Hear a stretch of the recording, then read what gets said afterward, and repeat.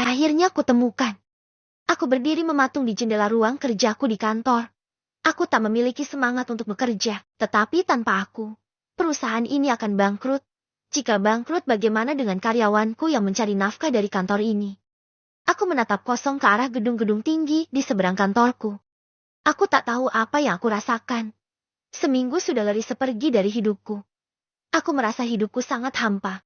Tak ada lagi canda tawa gadisku, juga kelakuan usilnya padaku.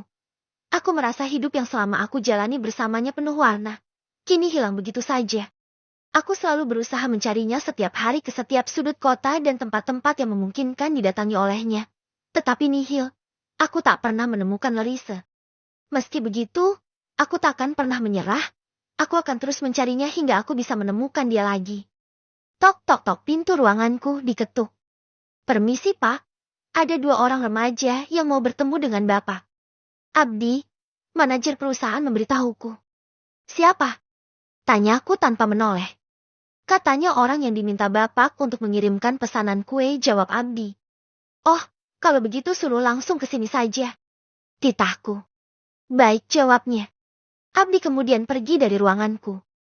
Hari ini aku memesan sekitar 200 biji kue dari anak gadis yang saat itu aku beli dagangannya di jalan raya.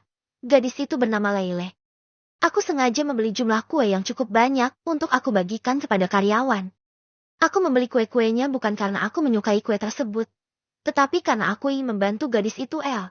Mungkin saja dengan sedikit bantuan dariku bisa meringankan beban hidupnya. Itulah yang aku pikirkan.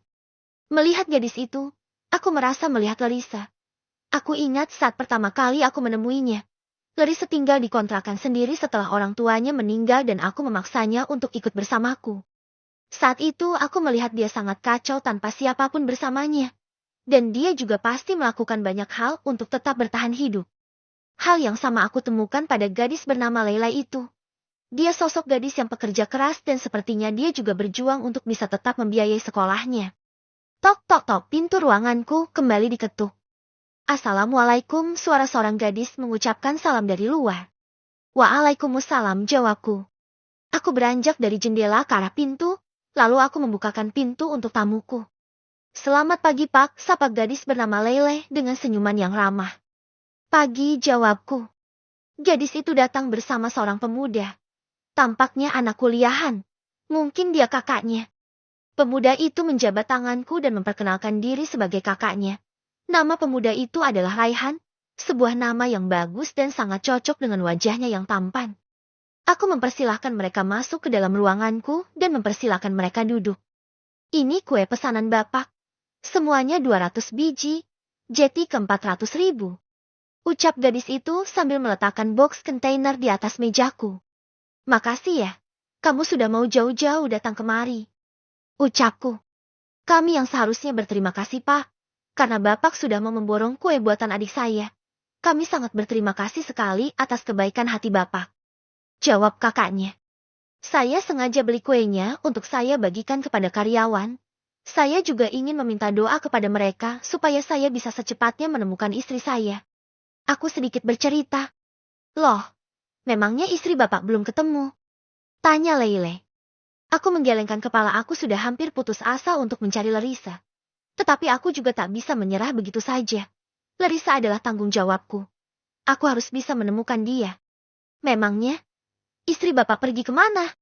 Tanya pemuda bernama Raihan yang belum tahu kalau aku kehilangan istriku. Saya enggak tahu dia pergi kemana. Tapi yang pasti dia kabur dari rumah hanya karena salah paham. Jawabku. Semoga segera ketemu ya Pak. Saya turut prihatin. Ucap pemuda itu sopan. Makasih, ucapku. Aku mengeluarkan dompetku, mengambil 10 lembar uang 100.000 yen dan memberikannya pada gadis itu. Ini mah kebanyakan Pak. Harganya kan cuma 2.000 yen, jumlahnya 200 biji. Bapak hanya perlu bayar 400.000, bukan 1 juta rupiah.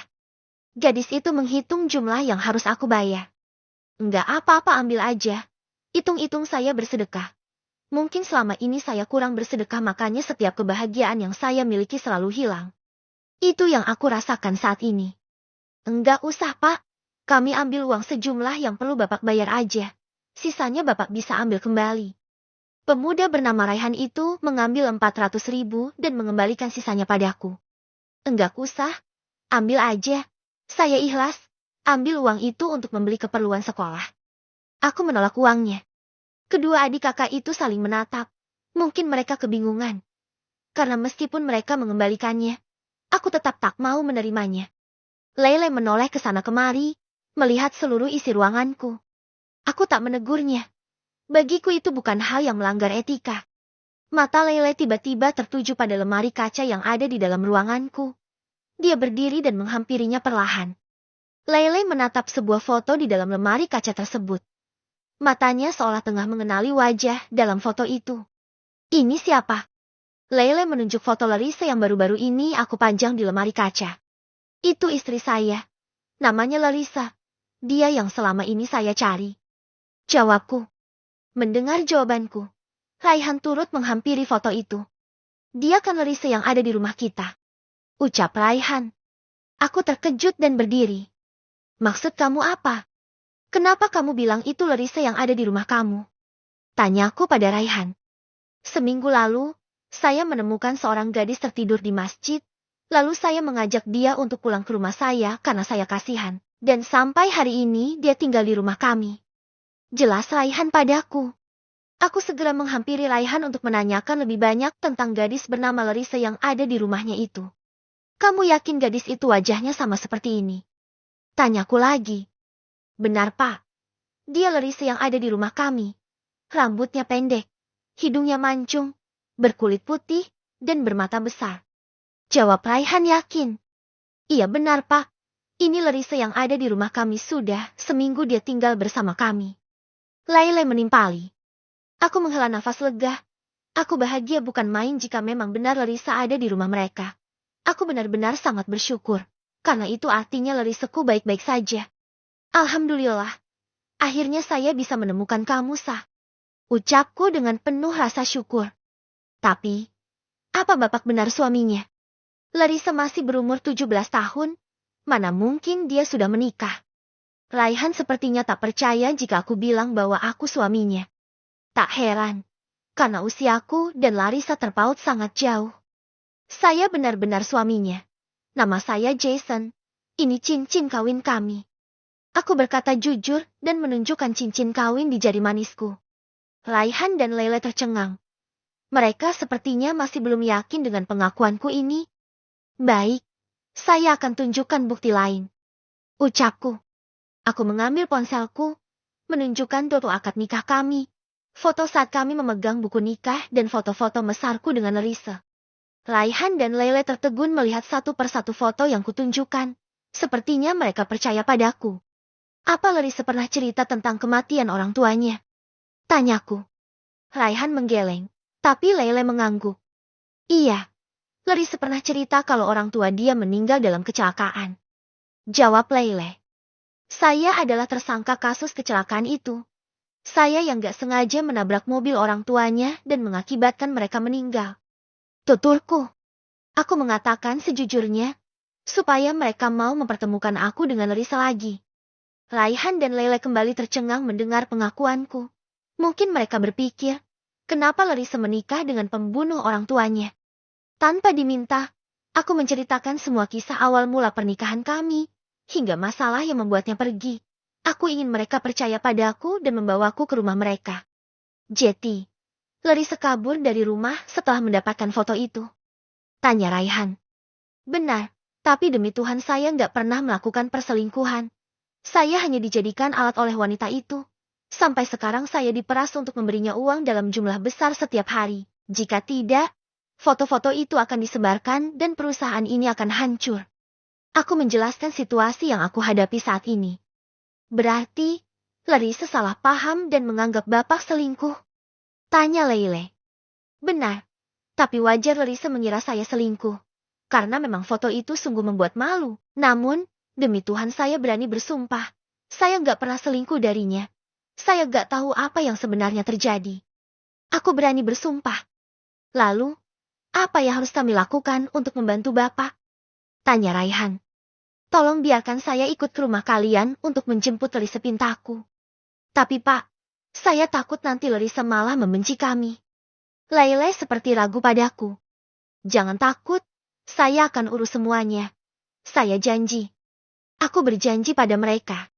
Leile dan Raihan kembali saling menatap, kemudian mengangguk secara bersamaan.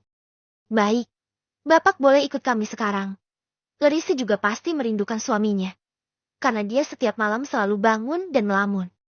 Leile setuju untuk membawaku bertemu Larissa. Benarkah? Larissa sering melamun. Tanyaku. Benar, Pak. Saya sering melihat dia merenung sendirian di jendela saat malam hari. Kadang dia juga terisak.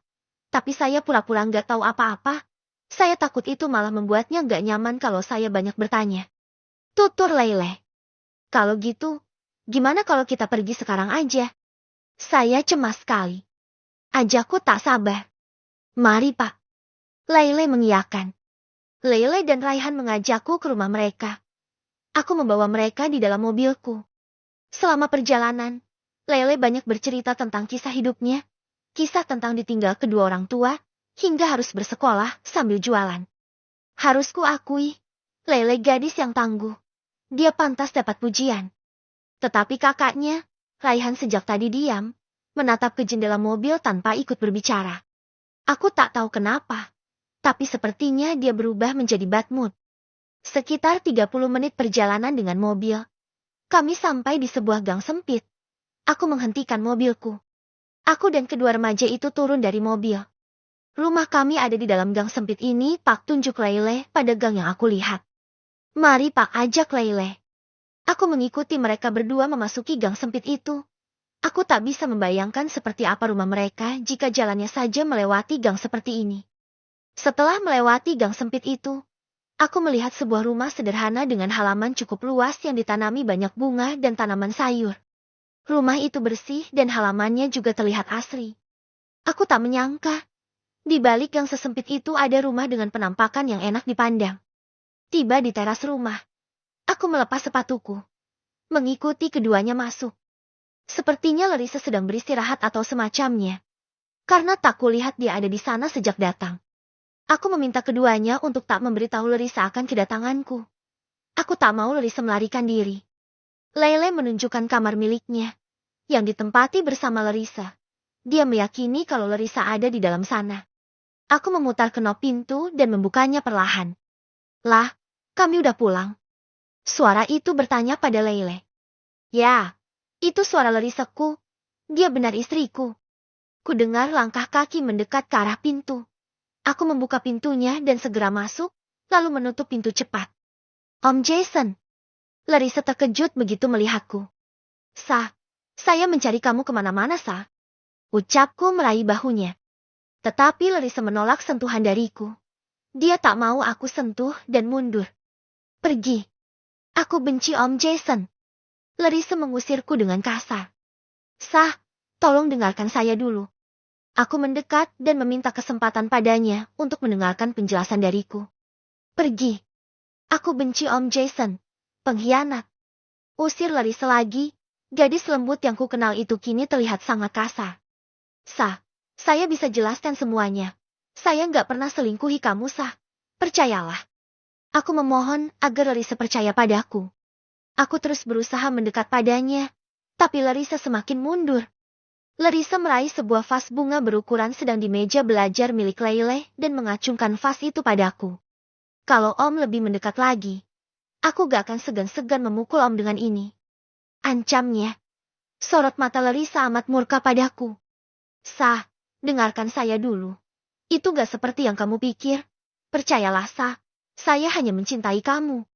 Aku masih berusaha untuk menjelaskan. Aku mendekat padanya. Larissa mengacungkan vas semakin tinggi seiring dengan mendekatnya tubuhku padanya. Aku sedikit berlari ke arahnya, lalu mendekap Larissa dalam pelukanku. Larissa berontak. Dia berusaha melepaskan diri dariku. Tangan-tangannya bergerak-gerak. Larissa mengangkat tangannya yang memegang vas tadi. Kemudian, bruk, prang. Vas bunga itu menghantam kepalaku dengan sangat keras.